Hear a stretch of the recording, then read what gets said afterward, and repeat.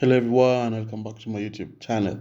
My name is Elmer, and today we're going to be going through my GW20 team review, my GW21 transfer thoughts, as well as my GW21 team selection. But before we get into that, I'd like to thank you all for the support on the channel. And if you are new around here, make sure you subscribe, and if you're enjoying the content, make sure you leave a like. It really helps out the channel. So without wasting any more time, let's begin. So for game week 20, managed to score 71 points with a -4. So I think that is around 67 points. It was not a really bad score for the game week. So that gives me an overall points of 1084, taking my overall rank from 3.08 to 3.01, which is a green arrow, which is a really positive uh, upward trend to my ranks of late. So I hope that we will be able to continue as well. So in goal there we had Kepa with 10 points, managed to keep a clean sheet against Crystal Palace. A very strong display from him, making a lot of saves, hence why the 10 points. Then you had Luke Shaw there with 4 points, considered in both the double game week fixtures. So there were no clean sheet points, there were no attacking returns. So only the 4 points from Luke Shaw there. Then you had Trippier getting a clean sheet, so hence the 9 points as well. Then you had Walker, who played the first game against United, but I guess he picked up a yellow, so hence the 1 point. Then did not start against Tottenham, came on for the injured Rico Lewis. That's why he managed to get another 1 point, so overall 2 points from him.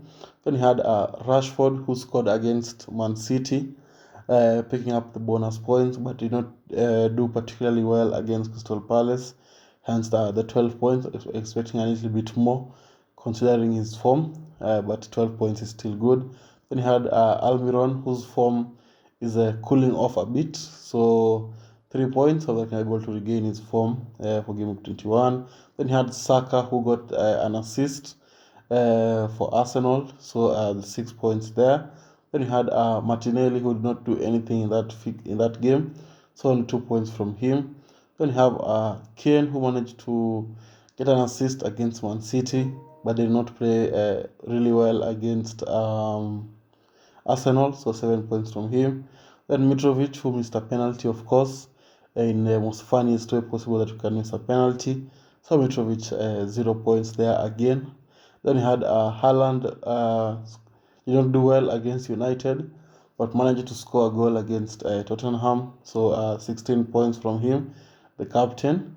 And then on the bench, we had Ward with 2 points, Knight with 8 points, which was really frustrating because I would have started him over Walker, but I thought Walker was going to start both fixtures. Then we had Pereira there with 2 points and Patterson with 0 points. So in overall, to the strong performance. I think it was an improvement from game week 19. So I hope that for game week 21, the team can be able to perform similarly. And then we can move on to my transfer thoughts. I'm thinking most likely I'm going to roll for this game week because we might get some double game week fixtures soon. But for now, this is what I'm thinking of doing. Going from Walker to Dunk. The reason is that Walker does not really start for Man City since the coming of Rico Lewis, who is a regular starter in the team now for Man City at the position where Walker plays. So I think Walker is being phased out of the team. So we're going to go for Dunk. They have some pretty good fixtures until game week 25, and they usually keep a lot of clean sheets. And also they might have a double game week which is coming up. So that's why I think it's good to have a Brighton player in there, especially Dunk, who is always on the team and he's never benched. So the transfer I'm thinking, but I'm leaning mostly towards not making any transfer for this game week as well. And then we can go on to the team itself. We are going to be having Kepa in goal against Liverpool, which is not necessarily an ideal fixture because I think Liverpool are going to score. So I think that is just hoping for Kepa to make a lot of saves in that fixture.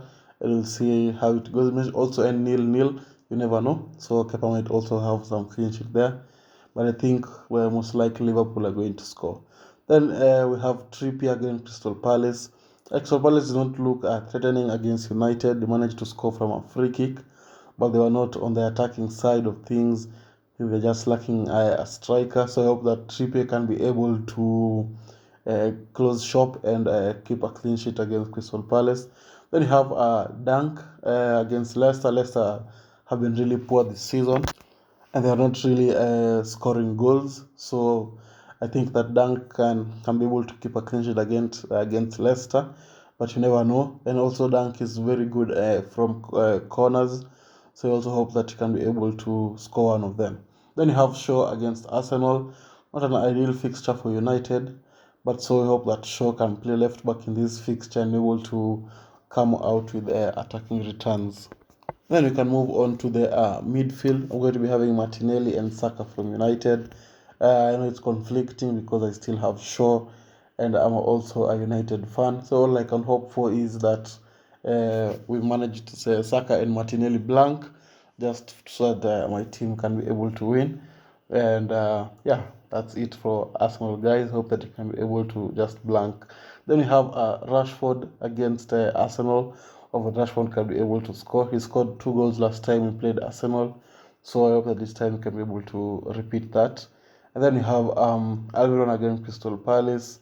Crystal Palace are a good defensively. I'll give them that, but they can still be exploited. So I hope that Almiron can be able to gain his form back and be able to score in that fixture. And then to the final part of my team, we're going to be having Haaland, who I'm going to be captaining. We play Wolves at Etihad, so I'm sure that Haaland will be up for it, especially since he scored against Spurs. He might have gotten some confidence back, so that can be able to perform against Wolves. Then we have Mitrovic against Spurs. Spurs have been really poor defensively. The goalkeeper is shocking, so we hope that Mitrovic can be able to exploit that and be able to score against a very leaky Tottenham defense. Then we have Kane against Fulham. Let's hope that Kane can be able to regain his form. All the time I usually say that Kane can score against any team. So I hope that against Fulham they can be able to score in that fixture. And to the bench there we have Ward, who I'm also considering to start over Kepa, but I also think Brighton are going to score, so there's no really need. I think I'll go with the most likely team to keep a clean sheet, which I think is going to be Chelsea. Then we have there Pereira, then Ben White, who I'm going to be benching against United because I want United to win. Then we have Patterson there, who I think is injured for a very, very long time. So I think that is a very solid team for Game Week 21, and hope that we'll be able to perform like Game Week 20 or even better. So guys, if you have enjoyed the video, make sure you leave a like there. And with that, I'd like to thank you all guys for watching, and I'll see you all guys later. Bye bye.